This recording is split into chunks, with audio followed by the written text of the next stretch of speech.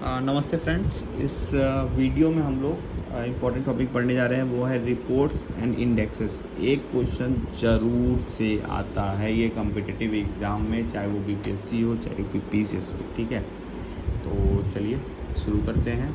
अच्छा, जैसे कुछ कंट्री जो हैं वो एक से ज़्यादा बार रिपीट हुई हैं, ठीक है, तो उसको मैं एक सीक्वेंस में बताऊंगा, आपको अच्छे से याद हो जाएगा जैसे मैंने याद किया हुआ है। ठीक है, तो अब बात करते हैं पहले नॉर्वे की।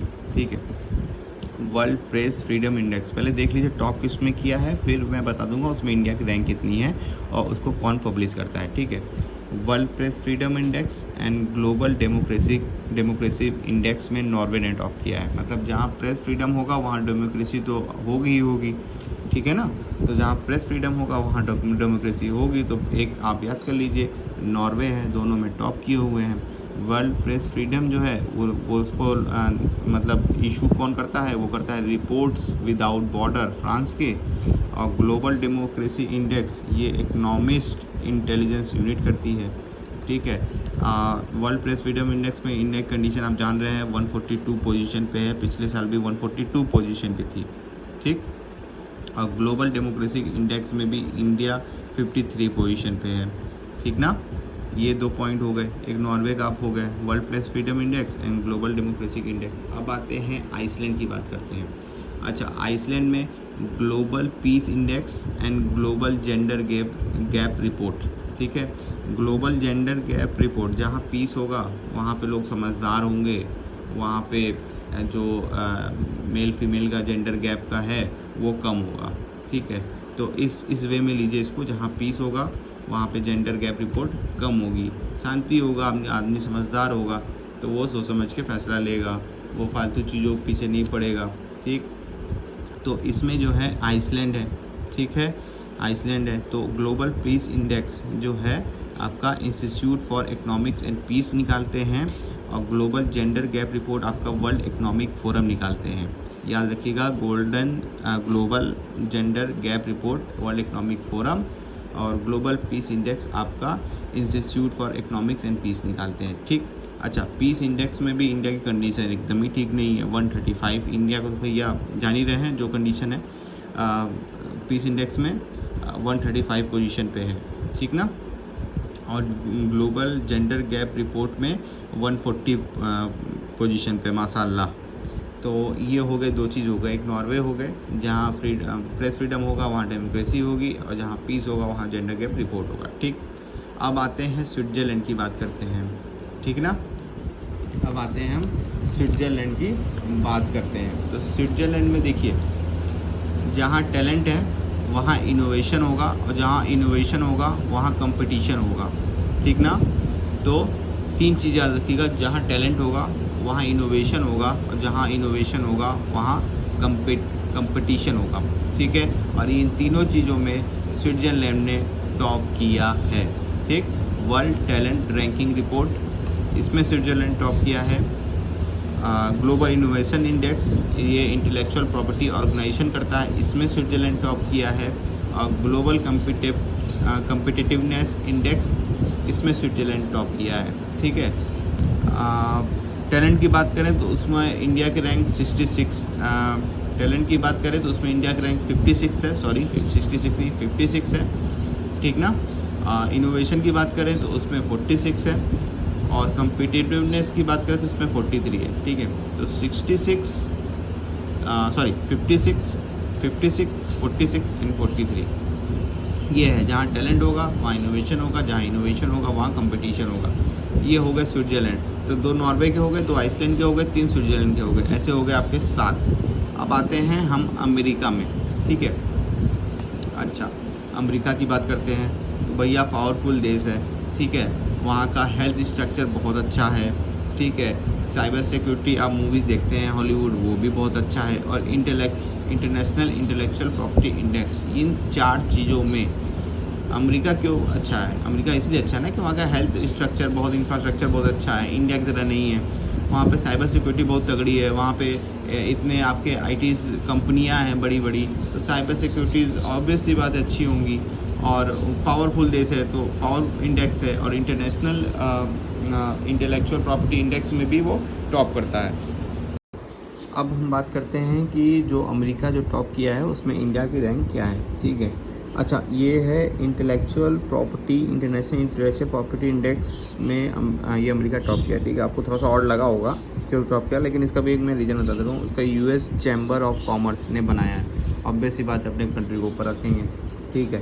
तो ऐसे आप याद कर सकते हो इसको, ठीक ना। अब ग्लोबल हेल्थ सिक्योरिटी इंडेक्स में यूएस टॉप किया है, इंडिया की रैंक 66 है, ठीक है, अच्छी है, ठीक ठाक है।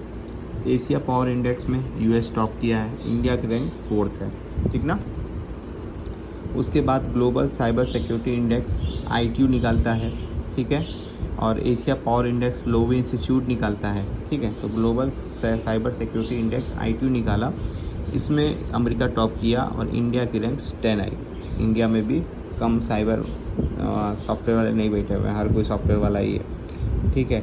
और इंटरनेशनल इंटेलेक्चुअल प्रॉपर्टी इंडेक्स जो कि यूएस चैम्बर ऑफ कॉमर्स ने निकाला था, उसमें अमेरिका टॉप किया है और इंडिया की पोजीशन 40 है, ठीक। तो ये हो गए आपके 2 नॉर्वे, 2 आइसलैंड, 3 स्विट्ज़रलैंड, 4 अमेरिका, 4 ऐसे मिला के आपके हो गए 11 हो गए, ठीक है। अब हम सिंगापुर की बात करते हैं। अच्छा, सिंगापुर में यूथ हैं, ठीक है, यूथ हैं, उनको इकनॉमिक फ्रीडम है। इकनॉमिक फ्रीडम है तो वो घूमेंगे, उसके लिए वो पासपोर्ट की ज़रूरत पड़ेगी, तो ठीक है, सिंगापुर ऐसे याद कर लो आप। यूथ हैं, यूथ को इकनॉमिक फ्रीडम है, इकनॉमिक फ्रीडम है तो वो घूमेंगे, तो पासपोर्ट इंडेक्स में वो टॉप करेंगे। तो जो पिछली बार हैंडले पासपोर्ट इंडेक्स था जो जापान टॉप किया था, इस बार जापान और सिंगापुर दोनों टॉप किए हैं और इंडिया की पोजीशन 83 है, ठीक ना। उसके बाद आते हैं ग्लोबल यूथ डेवलपमेंट इंडेक्स, ये कॉमनवेल्थ सेक्रेटेरिएट लंदन निकालता है, इसमें सिंगापुर टॉप किया है, इंडिया की रैंक 122 है। बताओ यार, इंडिया के यूथ कहाँ जा रहे हैं। ग्लोबल यूथ डेवलपमेंट इंडेक्स में Commonwealth secretariat London, Singapore, India की रैंक 122 है, ठीक है। और उनको इकनॉमिक फ्रीडम है, यानी इकनॉमिक फ्रीडम इंडेक्स ये हेरिटेज यूएस थिंक टैंक निकालता है, सिंगापुर टॉप किया है और उसमें इंडिया की रैंक 121 है, ठीक है। तो पासपोर्ट में इंडिया की रैंक 83 है, आपका यूथ डेवलपमेंट में 122 है और इकनॉमिक फ्रीडम में 121 है, ठीक ना। तो ये हो गए सिंगापुर, ये हो गए 3, यानी 11 + 3 जोड़ दीजिए तो हो गए आपके ये 14 आपको इंडेक्स और रिपोर्ट ऐसे ही याद हो गए, ठीक है। एक नॉर्वे हो गया, एक आइसलैंड हो गया, एक अमेरिका हो गया, एक स्विट्ज़रलैंड हो गया और सिंगापुर हो गया। 5 कंट्री से आपको 14 याद हो गए, ठीक ना। अब आते हैं सिंगल वाले जो हैं उनकी बात कर लेते हैं। सिंगल वाले की बात करते हैं तो global climate risk index German watch इसको निकाला है, मोजाम्बिक्यू इसमें टॉप किया है, इंडिया की पोजीशन 7 है। मतलब ये निकाला है कि कौन सा देश क्लाइमेट की वजह से ज़्यादा अफेक्टेड है, तो मोजाम्बिक्यू सबसे ज़्यादा अफेक्टेड है, इंडिया की पोजीशन 7 है, ठीक है। अच्छा, कोविड-19 परफॉर्मेंस इंडेक्स, ये थोड़ा सा चौंकाने वाला है, लोवी इंस्टीट्यूट ने निकाला है, ठीक है। इसमें वियतनाम, चौंकाने वाला ही है कि इसमें वियतनाम हो गया, ठीक है, इंडिया टॉप नहीं किया, इसमें वियतनाम हो गया और इंडिया तो पीछे है ही, 86 पोजीशन पे है, क्योंकि वैसे भी कोई कोविड-19 मैनेजमेंट था नहीं इनका। तो कोविड-19 परफॉर्मेंस इंडेक्स में लोवी इंस्टीट्यूट ने इसको निकाला है, सिडनी, और इसको टॉप किया है वियतनाम ने और इंडिया की रैंक है 86, ठीक ना। अब आते हैं हम लोग world happiness report. World happiness report में फिनलैंड टॉप किए हैं, इसे निकालते हैं United Nation sustainable development solution network, world happiness report. India में बहुत स्थिति ख़राब है, फिनलैंड है, इंडिया में फिनलैंड की है, इंडिया की पोजीशन 139 है, कोई हैप्पी नहीं है, बहुत कम लोग हैप्पी हैं, ठीक ना। अच्छा, उसके बाद आपका सस्टेनेबल डेवलपमेंट गोल इंडेक्स, इसे भी United Nation sustainable solution network development solution network ही करता है, इसमें टॉप किया है स्वीडन ने, इंडिया की पोजीशन है 120। सस्टेनेबल डेवलपमेंट गोल इंडेक्स में स्वीडन ने टॉप किया है और इंडिया की रैंक है 120, ठीक, ये हो गया। अच्छा, फिर ग्लोबल हंगर इंडेक्स की बात करते हैं, ये जर्मनी द्वारा वेल्थुन ज़ेरहिल्फ निकालता है ये report. Global hunger index. Belarus, अभी रशिया यूक्रेन की वॉर चल रही है और आप बेलारूस का नाम सुन रहे होंगे कि वो रशिया को सपोर्ट कर रहा है। तो बेलारूस जो है वो टॉप किया है ग्लोबल हंगर इंडेक्स में, और इंडिया की पोजीशन जो है वो एकदम 101 रुपये के बराबर है, 101 पोजीशन है। ठीक। ग्लोबल फूड सिक्योरिटी इंडेक्स, ये इकोनॉमिस्ट इम्पैक्ट लंदन इसको निकालता है। ठीक।